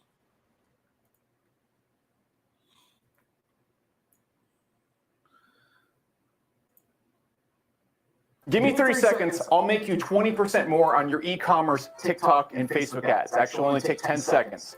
This is all you need to do. This is a client inside of Hyros. This is a print tracking and AI optimization app that dramatically increases revenue for ads. Here's how. This client right here, you can see. Bohemian Grove is more than just a 2,700-acre campground in California. It's the secret meeting place of the most powerful and wealthy politicians and businessmen in the United States. It's essentially a boys' club for America's elite. And we mean that literally because women are rarely allowed in. Every summer, the all-male Bohemian Club meets here to escape politics and business. We all know they still talk about politics and business because they don't have anything else to talk about. And some say worship at the altar of a giant owl statue. Today, we'll take you on a tour of some of Bohemian Grove's most prominent attractions, from the auditorium to the dining circle to the campfire circle. You'll also see the Civic Center where the Manhattan Project was reportedly planned. Let's head inside. As we pull into the parking lot area, you'll notice a plethora of luxurious cars, from Rolls-Royces to Bentleys. To become a member of the Bohemian Club, you must pay a $25,000 initial fee, and annual dues cost at least $5,000. Current members include George W. Bush and Clint Eastwood, and who have net worths of $39 million and $375 million respectively at the time of producing this video. They're extremely rich, and also Republicans, which is a running theme at the Bohemian Club. In fact, nearly every Republican president has been a member of the Bohemian Club, including Ron Reagan, Richard Nixon, W's father, George H.W. Bush. You don't have to be right-wing to join the Bohemian Club, though, but it helps. Former Democratic President Jimmy Carter is also a member. His $10 million fortune at the time of producing this video more than makes up for his left-leaning politics in the eyes of the Bohemian Club. Let's head down to the trail to the Civic Center. There is an unofficial rule that politics and business are not discussed at Bohemian Grove. There's even a phrase for it: weaving spiders come not here, which the Bohemian Club took from Shakespeare's A Midsummer Night's Dream. However, that rule has been broken many times since they founded the club in 1872. Even the $30 billion Manhattan Project, which gave birth to the atomic bomb, was discussed here in Bohemian Grove, quite possibly in that wooden office building over there. Edward Teller, who is often called the father of the hydrogen bomb, dubious honor, is said to have worked on the Manhattan Project here in 1942. Teller also made a speech here in 1980, shortly before Reagan became president, and introduced the Strategic Defense Initiative, aka the Star Wars program. It's possible that Teller and Reagan discussed the missile defense program where you're standing right now. Over there is the firehouse, an essential part of the camp because the risk of a forest fire is high. That building over there is the barber shop, and over there you'll see the hospital. Let's head down the trail to the campfire circle.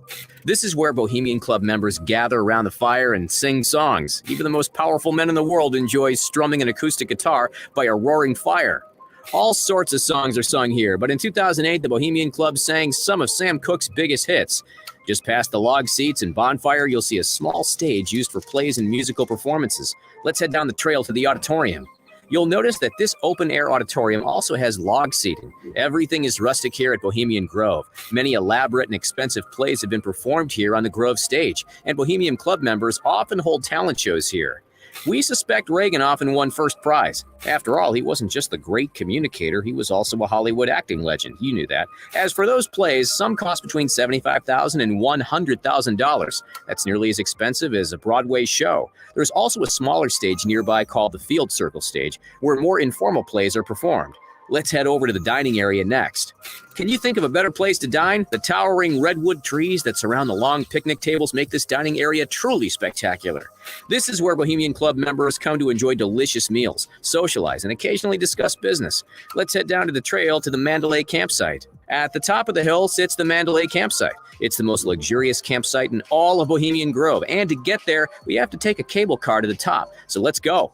Former Secretary of State Henry Kissinger spent a lot of time here and often stayed in one of those cabins.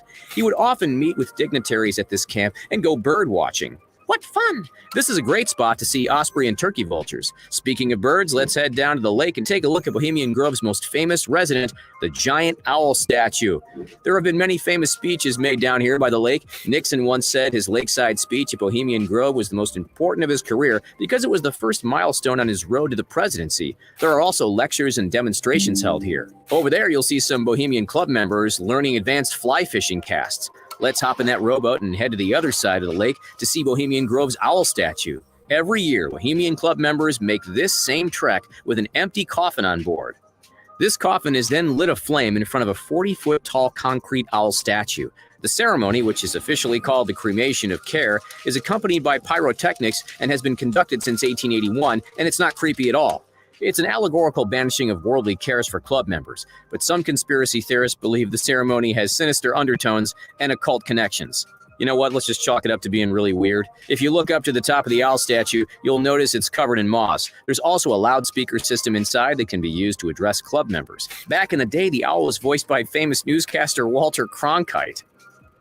Here's a fun fact. Did you know that the Bohemian Club has an incredibly luxurious headquarters in San Francisco? Sound like another form of church to me. Now I'm going to read this passage. A shadowy world government, political kingmakers, a capitalistic cabal looking to impose its will across the globe. For decades, conspiracy theorists have tried to decode the secret Bilderberg Group, an annual gathering of some of the world's most powerful figures, which begins Thursday in Germany. But while little is known about what's said at the private meetings, there are a few things that we do know about the gathering. Since 1954, the Bilderberg Group has been gathering in secret to discuss everything from the rise and fall of communism to nuclear warfare to cybersecurity. The group began as a way to create more cooperation between Europe and North America, hence Europe. We were bringing that up earlier. And Bilderberg releases an annual list of people who will attend and the topics they'll discuss, but beyond that, little leaves the walls of the meeting rooms. Bilderberg operates under the Chatham House rule, which allows those who attend the meetings to use the information they glean but do not disclose who said what, according to the Bilderberg's website. That has spurred conspiracy theorists to claim that the group is imposing a new world order and playing kingmaker around the world. In 2000, British politician Dennis Healey, who had been involved in Bilderberg for decades, told The Guardian, "To say we're striving for a one world government is exaggerated, but not wholly unfair. Those of us in the Bilderberg felt we couldn't go on forever fighting one another for nothing and killing people and rendering millions homeless. So we felt that a single community throughout the world would be a good thing." When that's so you guys want us to all be underneath one government, meaning somebody is ruling over all of us. Exactly. And that's exactly what it is that people don't notice. It's exactly what it is. Mm-hmm. You know, that's the new world order. That's the order. That's the order of the world. You want me to be ruling. You want me to be ruled underneath your government. But yet I'm in a position where I can't pay $75,000 or $25,000 initial fee and $5,000 every year to come be at this lodge or this place where you hold all of these meetings and have these granular ideas of how the world should be ran, because you're able to afford to go to this place to discuss and have these conversations. Like that's I also hear, and especially with the Builder Group, because it's the Bohemian Grove and then there's the Builder Group. The Builder Group is is the same members of the Bohemian Grove. The Bilderberg Group, I've heard where there's been countless times where the presidential candidate would be seen going to the meeting, and all those every year since those meetings have been occurring, they have become president. So it's almost like if it was predetermined and already set up for this person to actually be president, and then they create this facade, which looks like entertainment, like you mentioned, where you have both of them side by side, two sides of the same coin, going back and forth of who's going to do what, and nothing's ever really done for the masses. Again, that place sounded like what we just discussed: a church, a place of religion, a place where it's a form of control by fear. They talk amongst each other on how to scare and put fear into people to control them and become the person in power with the control. Right. And do you think that's driven by the sense of ego in a high sadistic level? Yes. Because I mean, why would you want to try to control somebody else? Only your ego, our egos is what is used to want things done specifically in a certain manner, and if it's not, then we find every which way on trying to get it that way, or we want to go to a destructive manner because that person is, or that thing is not acquiescent to our commands and demand. That's the ego. That's you wanting to play the quote unquote term God, the creator, the person that gives us the ability to do right. Because at the end of the day, like that's that right there to me is, I don't want to control anybody. I wouldn't. My ego says, I don't allow it to try to control anybody. I give people the ability to find perspective and to get a control of themselves rather than me control them.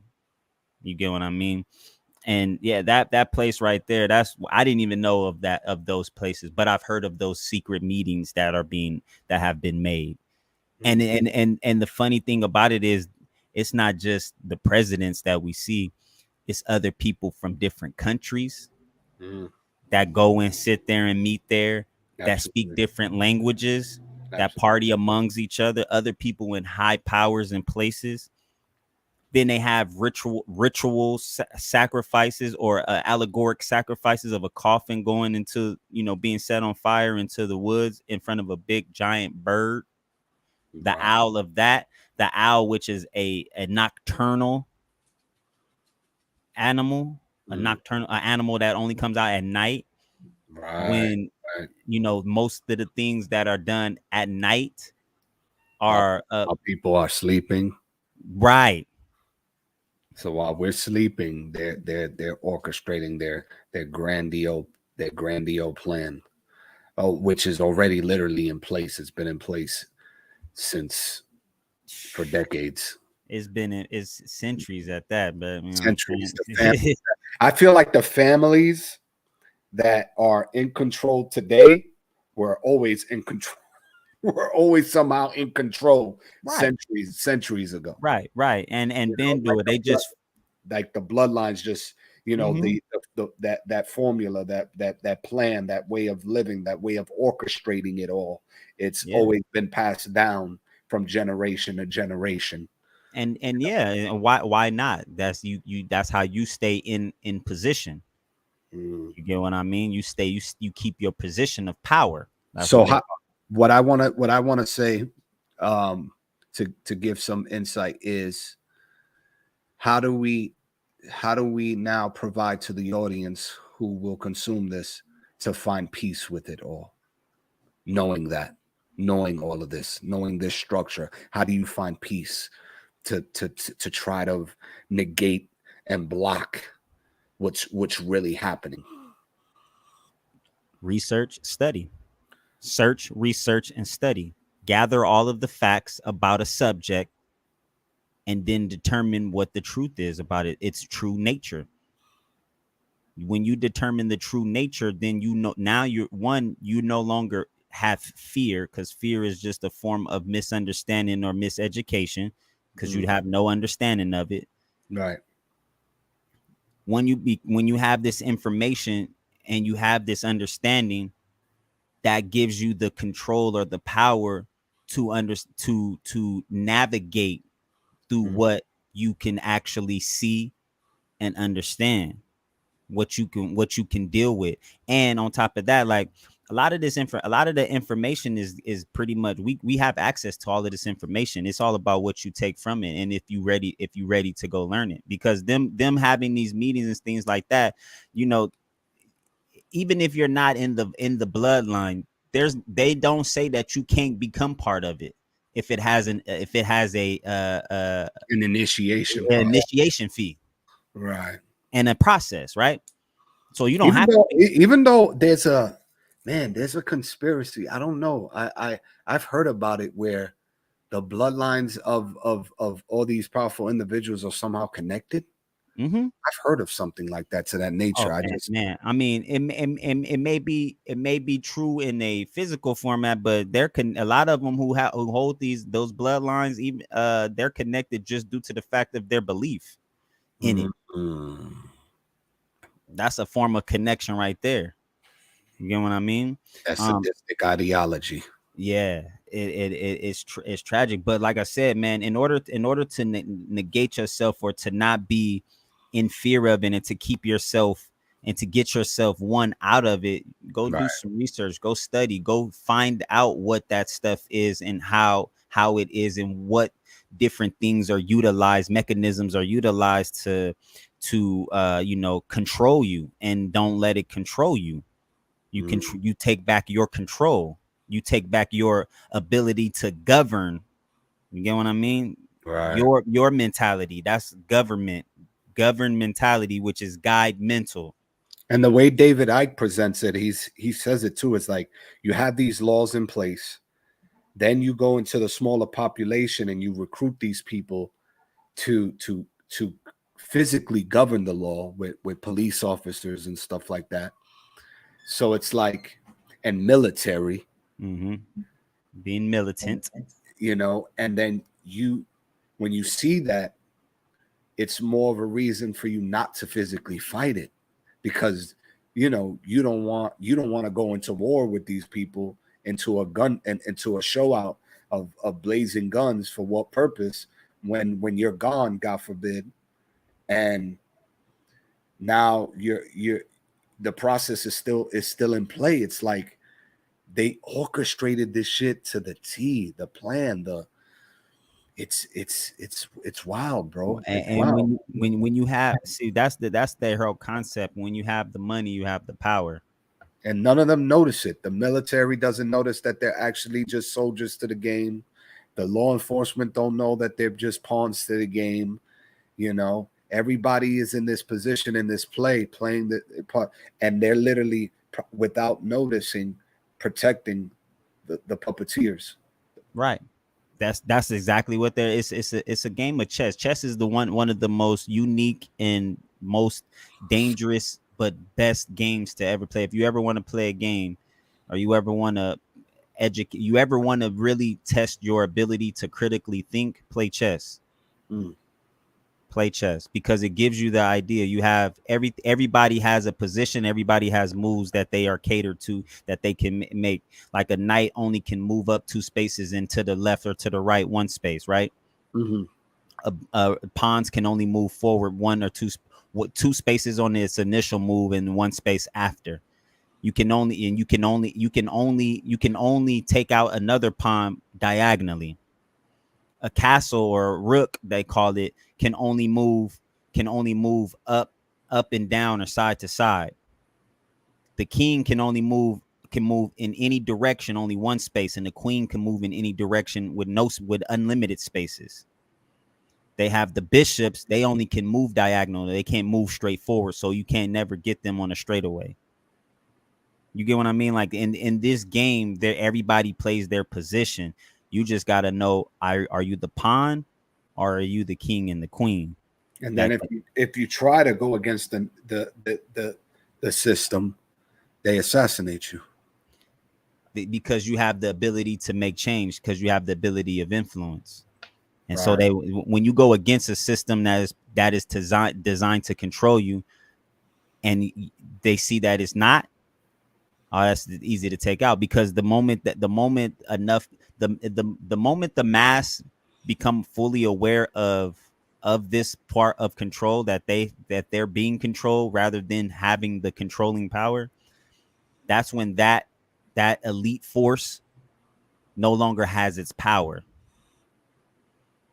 And the easiest way to take out your opponent is by knocking them off the board, taking all of their pieces off of the board, or in their sense, it's all fictitious. That's what's crazy. Like down to the money, just a piece of paper. And people fight for that. People kill for that. Man. Because that's what you believe the true power is. And the true power comes from knowledge. Knowledge is true power. Understanding is the truest power, because when you have understanding, you don't have no fear for nothing, because you understand it. So then therefore you know how to manipulate and break it down. See, that's why they force fear upon others, is because they have the understanding of what fear is. And so therefore, if I can put you in fear, if I can become superior and make you inferior, then therefore I have control over you. And you feel like they're doing that with monkeypox right now? All of that, bro. Everything. I mean, at the end of the day, everything can be manipulated as a form of control and fear, right? From the media, from the entertainment, everything. Anything that can make sense. And just the bad part about it is we've been so entertained. We've been so entertained by media that's why it's become social. Because it's a form of entertainment and we are glued to it. Psychologically wise, it is very dangerous. When you understand the psychology of how perception can be, when you understand the psychology of how people learn, when you understand the psychology of how to place fear on someone else, then you've gain control. And that's what they've done with this mask. Because monkeypox, I'm not saying that it's fake. I'm not saying that it's not fake. What I'm saying is that there's people out here that are being diagnosed with these things and that are being exposed to these things based off of their genetic DNA and the things that they consume and the things that they place inside of the food and the things that we go through every day and the chemicals that they place inside of food, the chemicals they place inside of household products, the chemicals that they place in front of everything when it comes to radiation and the cell phones and all of these things, bro. Everything. It's in everything. Everything. Exactly. Everything that they've created, bro. Everything. Yeah. And it's a form of manipulation, and we can be manipulated by it. And the thing about it is the best part about it is what I like about this podcast is the simple fact that some people may not believe in what we're talking about. Some people may not even, they may be thinking we're another conspiracy theorist. We're conspiring theories. No, I wanted to provide the information. Just right. Right, and that's what I was getting to next, is the simple fact that we're able to here to provide more to provide information from a different perspective and different insight as well, but to say and also to provide you with the information and for you to take on that ability to search and research the information, search, research, and question everything. Yeah, because it's why not? See, the fear of God is the start of knowledge, is the start of understanding. Right. When you question that in itself, then you start to question everything else that comes from that, because you don't understand it. You can never understand the true nature of God, the term God. You can never understand the true nature of that. Which was always spoon fed. Yes. But you can never understand the true nature as to why things are the way they are. You just have to understand that certain things can be, the concept of all of these things can be brought to life or can be killed off. You have to decide what you want to do with that. Like, because the stuff that we speaking about, to somebody it could be fake, but to us, we're looking at we're gaining this information, and we still have more research to go. There's still a rabbit hole to run down through all of this, right? With David Icke. he's one of many. He's one of many. Right. Very one of many. And the whole idea is, when you question self, you have the ability to gain knowledge. When you question anything, you're asking to gain in knowledge and information that gives you the ability to go search and research what it is that you're questioning, so therefore you can seek the truth. The truth will set you free, is a form of, you'll be free from fear when you have the truth of something. You have the verification, confirmation of everything. You know what I mean? Like that's where it starts at. So, this whole system is put in place as a facade, a form of control. A fear is fictitious, but you won't know it, because if it's the only thing you've been fed, if it's the only thing you've been ingested, digesting, right. To you it's not fake. To you it's very real. But if you start taking the spoon and picking up your own food and not being spoon fed from someone else, then you will start to see what is real and what is not. Unified Media, Dropping Gems, episode 7. For last words, and from what we've taken from this, damn, we didn't even get to play that audio. I want to play that audio playback. Do you have that on your phone? Some of that stuff that you put in the group from the monkeypox, and then the audio playback of the other piece. I was trying to find that monkeypox one that you was talking about. I might have it here. Let me see if I can find it, so that way I can at least play that black. I said black. Play that back. Let's see. Let me see if I can find it.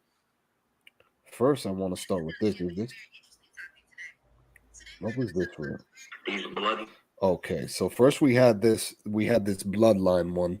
I'm just gonna play this piece of audio because I just wanna, give people some things to think about when they start doing this research. Yeah, they have to. Bloodline families, they're just lizard helpers, and lizards favored them in the past. They used to bring them up gold and gems from underground that they mined, and they would trade people gems and gold, and they would give them animals, children, all kinds of things, and just cart them down tunnels and cages. Some of these things, the Brotherhood of the Snake, Dragon Society and stuff, it's all about lizards. They come. The reptilian agenda is found in every culture across the Great Plain. Their connections to bloodlines that rule over us today are the very ones at the top. When one digs deep enough and starts to connect the dots, it becomes quite clear that there are other beings that are behind the scenes.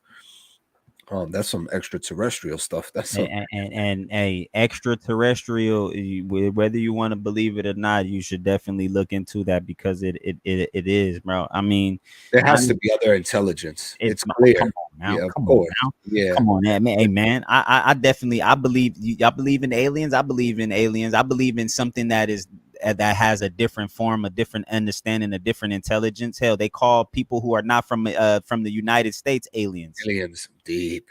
So if you're not from the United States, man, you're an alien to the States. So of course there's gonna be other intellectual beings that have higher power, beings that have a little bit more understanding, knowledge, that can travel in different mindsets.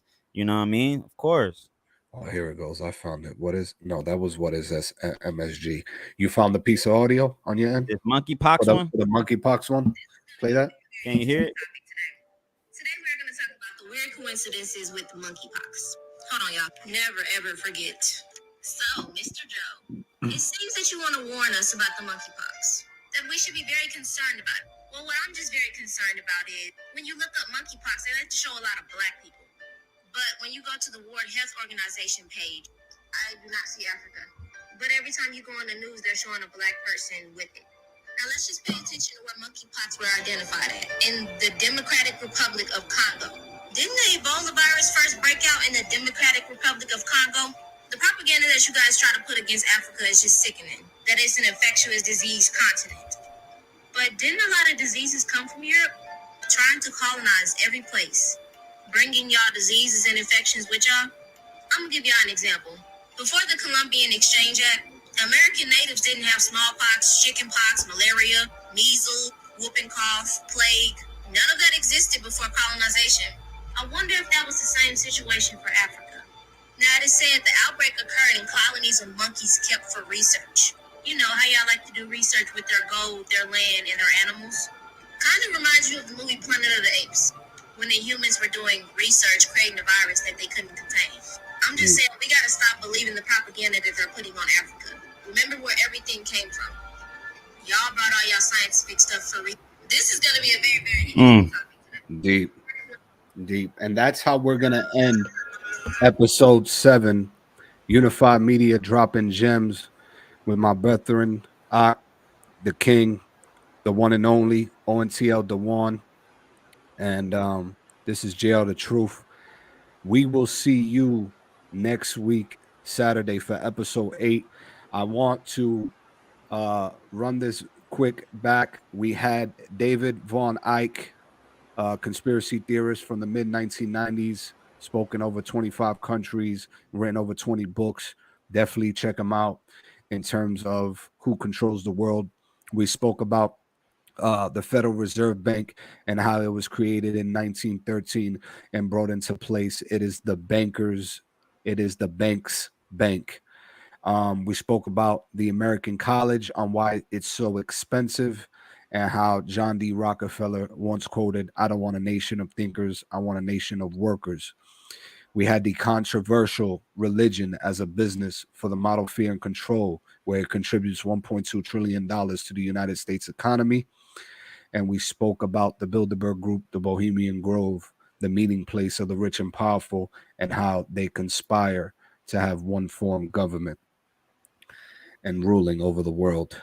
Do your research, educate yourself for self, and don't believe everything we say. Go do your research. Right. And through that discovery, we hope you're able to navigate through your personal journey with ease. I send love, I send blessings, I send abundance, and everything else in between that. And we'll see you guys next week. One love, brother, and be safe. One love, sir.